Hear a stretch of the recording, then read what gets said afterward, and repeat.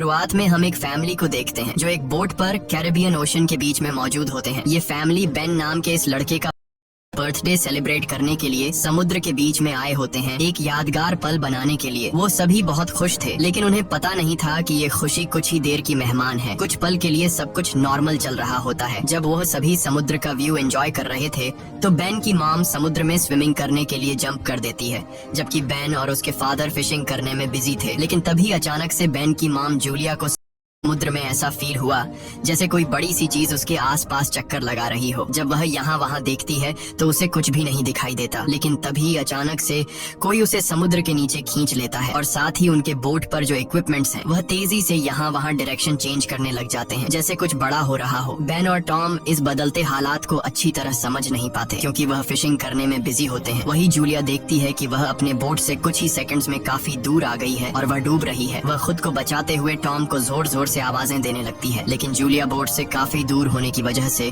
उस पर किसी का भी ध्यान नहीं जाता और यहाँ पर जूलिया को फील होता है कि समुद्र का पानी तेजी से पीछे की तरफ जा रहा है। जूलिया अपनी बेटी कैसी को आवाज देने लगती है, लेकिन कैसी हेडफोन लगाकर सनलाइट एंजॉय कर रही होती है। बेन, कैसी और टॉम को बिल्कुल भी नहीं पता होता कि जूलिया स्विमिंग करने समुद्र में उतरी है। जूलिया धीरे धीरे उनसे और दूर होती जा रही थी, लेकिन तभी खुशकिस्मती से टॉम को हल्की सी जूलिया की आवाज सुनाई देती है। वह जूलिया को देख लेता है और टॉम उसे बचाने के लिए फौरन पानी में जंप कर देता है। दूसरी तरफ बेन बोट का इंजन स्टार्ट करके उनके पास ले जाता है। लकीली टॉम जूलिया को डूबने से बचा लेता है। जब वह बोट के करीब पहुंचते हैं तो उसके बाद बेन और कैसी उन दोनों को बोट के ऊपर खींच लेते हैं। अब बोट पर टॉम अपनी बेटी कैसी पर गुस्सा करता है। वह कहता है कि तुम्हारा ध्यान कहाँ था? मैंने तुमसे कहा भी था कि जब तुम्हारी मॉम स्विमिंग करने समुद्र में उतरेगी तो तुम्हें उस पर नजर रखनी है। कैसी सॉरी करती है और कहती है कि मैंने हेडफोन पहन रखे थे।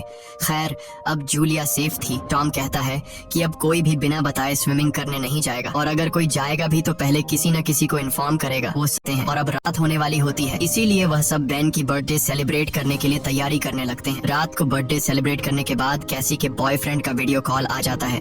कैसी उसे बताती है कि वो सभी बोट में काफी एंजॉय कर रहे हैं, लेकिन उसका बॉयफ्रेंड कैसी से कहता है कि तुम सभी को जल्दी से सरफेस पर आना चाहिए।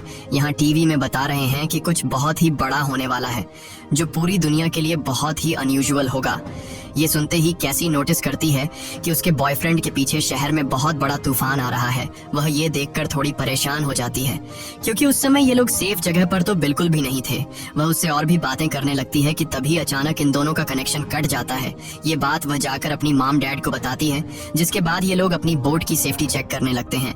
जो चेक करते हुए ये लोग नोटिस करते हैं कि उनके बोट के आसपास बहुत सारी वेल और शार्क फिश मंडरा रही हैं, जबकि इस एरिया में वेल्स या फिर शार्क मछली बिल्कुल भी नहीं पाई जाती है। टॉम एक ओशन एक्सप्लोरर था, इसीलिए वह जानता था कि वेल या शार्क ऐसा किसी बड़े भयानक तूफान के आने से पहले ही करती हैं। आने वाले भयानक तूफान का अंदाजा तो हो ही चुका था, लेकिन उससे पहले उन्हें शार्क से निपटना था। उससे पहले कि वह कुछ कर पाते तभी इस दौरान उनकी बोट को एक जोरदार झटका लगता है। वह सभी बहुत घबरा जाते हैं। टॉम समझ जाता है कि बोट के निचले हिस्से के साथ कोई बड़ा क्रीचर टकरा गया है, जिसे चेक करने के लिए टॉम नीचे पानी में जाता है। वह देखता है कि बोट के नीचे बहुत बड़ा डेंट आ चुका है, जो कि जरूर किसी बड़ी शार्क ने दिया था। ये चेक करने के बाद जब टॉम वापस ऊपर आता है तो उसके कंधे पर बहुत ही गहरा चोट आया होता है। ये देखकर जूली उसके जख्मों पर स्टिचेस लगाती है। यहाँ पर टॉम अपनी फैमिली को बताता है कि शार्क के दिए इस डेंट की वजह से इंजन खराब हो गया है, अब हम बोट को आगे नहीं ले जा पाएंगे। वह सभी समुद्र के बीचों बीच फंस चुके हैं और अब उनके पास सिर्फ यही ऑप्शन रह गया था कि यह किसी को मदद के लिए बुलाए। लेकिन केसी जब बाहर मदद के लिए कॉल करने के लिए आई तो सिग्नल भी नहीं थे। उनकी बोट का कम्युनिकेशन कोई भी सिग्नल पकड़ नहीं रहा था। वह सभी बहुत परेशान थे कि अचानक से यह सब कुछ बंद क्यों पड़ गए। अब इस मुश्किल वक्त में टॉम अपने खाने पीने का सामान चेक करता है। उनके पास सिर्फ 4 दिन तक का खाना था और कुछ भी नहीं, लेकिन जिंदा रहने की एक छोटी सी उम्मीद उन्हें इस बात की थी कि यह लोग एक शिपिंग रूट पर थे और यहाँ से कोई न कोई शिप इन्हें गुजरते हुए देख लेगा, जिसके बाद वह इसे बचा लेंगे। अब उनकी इन्हीं बातों के दौरान उन्हें बाहर से एक जोरदार आवाज सुनाई देती है। जब उन्होंने बाहर जाकर देखा तो एक बड़ा सा मीटेरॉइड इन्हीं की तरफ आ रहा था। वह उनकी शिप से टकरा सकता था और उससे बचने के लिए टॉम जल्दी से अपनी बोट का इंजन स्टार्ट करता है, लेकिन वह जानता था कि अगर उसने ऐसा किया तो उसकी बोट बर्बाद हो जाएगी। की। और ऐसा ही होता है, उनकी बोट का इंजन पूरी तरह से डैमेज हो गया,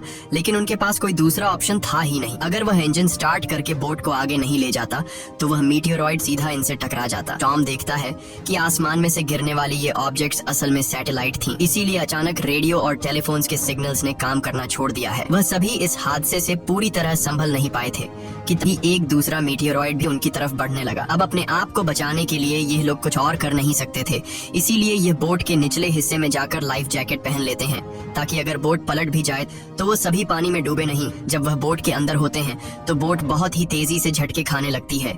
वह सभी समझ जाते हैं कि अब यह लोग बच नहीं पाएंगे। तभी अचानक इन लोगों को एक जोरदार आवाज सुनाई दी और ये सभी बेहोश हो जाते हैं। अब जब यह पूरी फैमिली अपने बोट से बाहर आकर देखती है तो यह नजारा देखकर वह सभी हैरान रह जाते हैं। वह देखते हैं कि उनकी बोट के नीचे पानी ही नहीं, उनकी बोट के आसपास जमीन पर मछलियां पड़ी थीं और उनकी बोट एक वीरान पहाड़ी इलाके में थी, जैसे यह लोग किसी दूसरी दुनिया में आ गए हों। यह जगह पूरी तरह से बदल चुकी थी। जहां कल रात तक पानी था, वह जगह अब ऊंचे ऊंचे पहाड़ों और गड्ढों की तरह दिख रही थी। वह सभी जल्दी यह बात रियलाइज कर लेते हैं कि वह किसी डिजर्ट में नहीं बल्कि वह अभी भी समुद्र के बीचों बीच है। बस समुद्र का सारा पानी यहाँ से किसी दूसरी जगह शिफ्ट हो गया है। अब टॉम जल्दी से अपना कंपास निकालता है और डायरेक्शन देखने लगता है और वह समझ जाता है कि यह जरूर धरती के साथ कुछ गड़बड़ हुई है। धरती के पोल चेंज हो गए हैं। नॉर्थ पोल की जगह साउथ पोल आ गया था, जो कि साउथ पोल की जगह नॉर्थ चला गया था। और इसीलिए जहाँ पर पहले जमीन पर लोग बसते थे, समुद्र का सारा पानी वहाँ पर चला गया है और अब समुद्र की जगह जमीन बन चुकी थी। इस चीज का पता लगने के बाद यह सब लोग हैरान रह गए। एक और भयानक बात टॉम ने उन्हें यह बताई कि इस सब के बीच जो इंसान जिंदा जमीन पर थे वह सभी मारे गए होंगे। केसी को यह बात बहुत ज्यादा तकलीफ देती है। वह अपने आप को कैबिन में बंद कर लेती है क्योंकि उसे पता चल चुका था कि उसका बॉयफ्रेंड अब इस दुनिया में नहीं रहा। लेकिन अब एक और बात थी जो कुछ ही देर बाद उन्हें पता चलने वाली थी और वह बात सुनकर उनके होश उड़ने वाले थे। खैर, अब जूली यहाँ पर बचे हुए खाने को इकट्ठा करने लगती है और बेन अपने बर्थडे के सारे बलून हवा में उड़ाता है ताकि अगर कोई जिंदा हो तो वो उनके पास आ जाए और वो सब मिलकर इस सिचुएशन का सामना करें। उसके बाद टॉम रेडियो के जरिए किसी से कांटेक्ट करने की कोशिश करता है। उम्मीद तो उसे ये थी कि सामने से कोई रिस्पांस नहीं आएगा, लेकिन सरप्राइजिंगली उसे रिस्पांस मिलता है। ये रिस्पांस उसे एक कैप्टन ने दिया था जिसका नाम नाटो है और वो भी समुद्र के शिफ्ट होने की कहानी जानता था क्योंकि वह भी टॉम की फैमिली की तरह अपनी सबमरीन में था। टॉम कैप्टन से पूछता है कि अब इस सिचुएशन में हमें क्या करना चाहिए। यहाँ कैप्टन इन सभी को वह बात बताता है जिससे उनके पैरों तले जमीन खिसक जाती है। कैप्टन टॉम को बताते हैं कि अर्थ के जो पोल चेंज हुए हैं वे लगभग एक हफ्ते में फिर से अपनी जगह वापस आ जाएंगे, यानी एक हफ्ते बाद समुद्र वापस अपनी जगह पर आएगा और उस समय उसकी लहरें बहुत खतरनाक होंगी। इसलिए कैप्टन टॉम से कहता है, मैं तो सबमरीन के जरिए सरवाइव कर लूंगा, मगर तुम जल्दी से जल्दी अपने लिए कोई ऊंची सी जगह देखो और वहाँ चले जाओ क्योंकि वहाँ पर तुम्हारे बचने के चांसेस ज्यादा होंगे। ये बात सुनते ही जूली फौरन अपने बच्चों से पैकिंग करने के लिए कहती है। टॉम कैप्टन से कहता है कि आपकी सबमरीन के अंदर भी बचने के चांसेस ज्यादा हैं, तो क्या आप मेरे फैमिली को रख लेंगे? कैप्टन कहता है कि जरूर भाई, मैं ऐसा करना तो चाहता हूँ लेकिन मैं कर नहीं सकता क्योंकि मेरी सबमरीन के अंदर मेरा एक साथी मारा गया है और यहाँ पर सिर्फ 2 लोगों की ही जगह है। मैं एक आदमी को तो रख सकता हूँ लेकिन फिर भी एक बाहर ही रहेगा। और यहाँ पर टॉम कैप्टन से रिक्वेस्ट करता है कि प्लीज आप मेरे दोनों बच्चों को किसी तरह से रख लें, इसके बदले में आपको हमारे पास बचा सारा खाना दे दूंगा। जिसके बाद कैप्टन उसकी बात मान लेता है और कैप्टन टॉम को मैन्युअली मैप पर अपना लोकेशन समझा देता है। उसके बाद टॉम उस सबमरीन की लोकेशन का अंदाजा लगाता है और वो अपनी वाइफ को बताता है कि हम सिर्फ 2 दिन में वहाँ तक पहुँच जाएंगे, यानी ये समुद्र का पानी वापस आने से पहले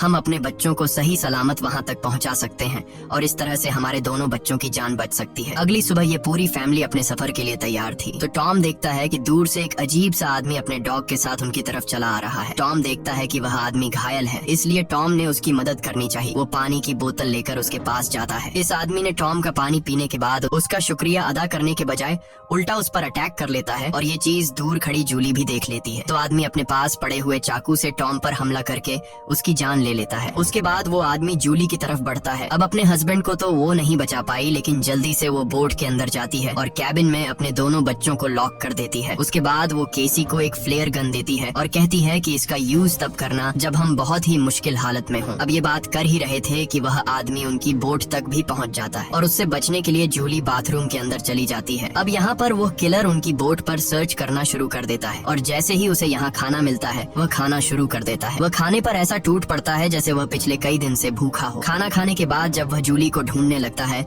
उसके बाद वह सीधा कैबिन की तरफ जाता है, लेकिन वहाँ जाकर उसे पता चलता है कि जहाँ से आवाज आ रही थी वहाँ कोई भी नहीं है। दरअसल जूली बोट में हुए छेद से निकलकर यहाँ से बाहर निकल चुकी थी, लेकिन उस आदमी का जो डॉग होता है वह जूली को देख लेता है और जूली पर भौंकने लग जाता है। अब मजबूरी में जूली को उस डॉग को चुप कराने के लिए उसे मारना पड़ता है और वह खुद बोट के नीचे छुप जाती है। हालांकि वैसे तो वह उस किलर को नहीं मिल पाती, लेकिन जब वह बाहर झांक कर अपने डॉग को मरा देखता है तो वह समझ जाता है कि जूली बोट से बाहर है। अब जैसे ही वह उसे पकड़ने के लिए बोट से नीचे उतरा तो जूली वापस बोट के ऊपर जाकर एक टूटे हुए शीशे को अपना रास्ता बनाते हुए फिर से बोट के अंदर आ जाती है। लेकिन थोड़ी देर में यहाँ पर जूली उस आदमी के हाथों पकड़ी जाती है। वह उसे उसके बालों से पकड़ के उसे मारने लग जाता है। वह जूली का गला दबाने लगता है। अब वह किसी तरह से खुद को बचाने के लिए उस किलर से लड़ने लगती है। कैसी जो ये सब केबिन से देख रही थी उसे याद आता है कि ये फ्लेयर गन यूज करने का अच्छा मौका है। वो फ्लेयर गन चला देती है जिससे आदमी दूर जा गिरता है, लेकिन उसे ज्यादा कुछ नहीं होता, बस उन्हें भागने का मौका मिल जाता है और बोट में आग भी लग जाती है। अब जूली जल्दी से अपने दोनों बच्चों को बचाने के लिए उस बोट से बाहर निकल जाती है। बोट से निकलते वक्त वो किलर एक बार फिर से जूली पर हमला करता है, लेकिन इस बार जूली उसे लात मारते हुए पीछे गिरा देती है। बाहर जाने के बाद कैसी और बेन अपने फादर की डेड बॉडी को देखकर रोने लगते हैं। उन्होंने इस सब की बिल्कुल उम्मीद नहीं की थी। बेन अपने पिता की मौत का खुद को जिम्मेदार ठहराता है। वो कहता है कि न मैं वो बलून ऊपर छोड़ता और न ही आदमी उन्हें देखकर यहाँ आता। अब यहाँ पर जूली भी अपने हस्बैंड से लिपट कर रो रही थी कि तभी वो देखती है कि वो किलर उनकी जलती हुई बोट से बाहर निकल आता है और अब उनके लिए यहाँ पर रुकना सेफ नहीं था। इसीलिए वो अपने दोनों बच्चों को लेकर यहाँ से भागती है। कुछ ही देर बाद उनकी जलती हुई बोट ब्लास्ट हो जाती है। भागते भागते ये लोग काफी थक चुके थे, इसलिए ये एक पहाड़ी के पीछे आराम करने के लिए रुक जाते हैं, क्योंकि उन्हें लग रहा था कि शायद इस किलर ने यहाँ उनका पीछा छोड़ दिया है। बेन यहाँ पर भी रो रहा था। कैसी उसे हौसला देते हुए पीने के लिए साफ पानी देती है, लेकिन बेन पानी पीने से भी इनकार कर देता है। जूली अपने बेटे को समझाती है कि इसमें तुम्हारी कोई गलती नहीं, वो तो तुमने मदद के लिए बलून हवा में उछाले थे। तभी जूली ने देखा कि वो किलर अभी भी उनके पीछे आ रहा है। अब तीनों जल्दी से किलर से बचने के लिए भागना शुरू कर देते हैं। भागते भागते ये लोग बहुत थक चुके थे, लेकिन जब भी ये पीछे मुड़कर देखते हैं तो वो किलर उनके पीछे ही आ रहा होता था। अब ये लोग रुकते नहीं, लगातार भागते रहते हैं और एक ऐसी जगह पहुंच जाते हैं जहां पर जहरीला पानी मौजूद था। यहाँ से जाते वक्त उन्हें कुछ भी हो सकता था, लेकिन जूली अपने बच्चों को यहीं से गुजरने का हुक्म देती है। जहरीले एसिड से गुजरने के बाद उनकी हालत काफी खराब हो गई थी और जूली को एहसास हुआ कि बेन डिहाइड्रेट हो चुका है। उनके पास पानी की कुछ आखिरी बूंदें थीं जो उन्होंने बेन को दी, लेकिन इतने थोड़े पानी से उसकी प्यास नहीं बुझी। अब यहाँ पर कैसी हिम्मत हार चुकी थी। वो कहती है हम सब जिस तरफ बढ़ रहे हैं शायद वहाँ पर सबमरीन होगी भी या नहीं, लेकिन जूली उसे डांटती है कि चुप करो और जो मैं कह रही हूँ वैसा ही करो का है। और बस यही सीन दिखाते हुए ये फिल्म खत्म हो जाती है। अगर वीडियो आपको अच्छी लगी हो तो हमारे चैनल को सब्सक्राइब और वीडियो को लाइक जरूर कीजिएगा। मिलते हैं अगली वीडियो में।